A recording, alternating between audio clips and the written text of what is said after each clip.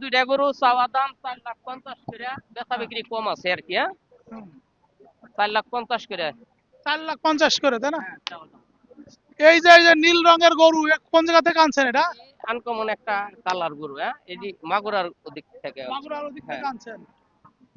এটার ভিতরে কি বেলজিয়াম ব্লুর একটা ছাপ আছে, হ্যাঁ। তাই না? এটা হলো 4.5 লাখ করে দাম চাচ্ছেন, নাকি এই দামে বিক্রি করবেন? না, এটা বেচা বিক্রি একটু কম আছে। আর এই যে লাল চকচক এটা 350। 350, এগুলো এটা 280। 280। হ্যাঁ, এই যে এটা 285। এই আনকমন কালার, এটা কি লাগবে? হ্যাঁ, এটা আপনার 3,20,000 বলে দিছি। এটা ছোট, দাম বেশি কেন?